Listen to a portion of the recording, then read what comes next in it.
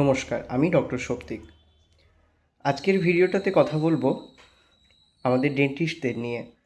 তো ম্যাক্সিমাম মানুষজন ভাবেন যে ও তো ডেন্টিস্ট, ওর আর কী বা কাজে থাকবে, নর্মাল পেশেন্ট ট্রিটমেন্ট করছে, ক্লিনিকে যাচ্ছে চলে আসছে, বা যে সমস্ত রুগীরা আসছেন তারাও হয়তো পরে ভাবছেন যে হয়ে গেল ট্রিটমেন্ট, ডাক্তারবাবু মনে রাখবেন কি না।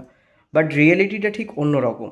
সমস্ত ডেন্টিস্টরাই চেম্বার থেকে যাওয়ার পরও তাদের মাথাতে সবসময় একটা জিনিস চলতে থাকে যে আরসিটিটা তো করা হলো, অ্যাক্সিস ওপেনিং হলো, তারপর পেশেন্টের কোনো রকম পেন হচ্ছে কি না, বা টুথ এক্সট্রাকশন হলো, কোনো কারণে ব্লিডিং হচ্ছে কি না, তারপর কোনো পেন রয়েছে কি না, কোনো পোস্ট অপারেটিভ কোনো কিছু নার্ভ ইঞ্জুরি হয়েছে কি না, ট্রমা হয়ে গিয়েছে কি না, এই সমস্ত চিন্তাভাবনা তাদের মধ্যে সবসময় ঘুরতে থাকে। এবং এর হ্যাপি এন্ডিংটা হয় তখন যখন ফলো আপে এসে পেশেন্ট পরে জানায় যে তার সব কিছুই ঠিকঠাক আছে এবং যা ট্রিটমেন্ট হয়েছে সেটি খুব ভালোভাবে গিয়েছে বা কোনো রকম পেন হচ্ছে না, এই সব কিছু। তাই আমাদের ডেন্টিস্ট লাইফটাও কিন্তু খুব একটা সহজ না, এর মধ্যেও অনেক কিছু কমপ্লিকেশনস রয়েছে।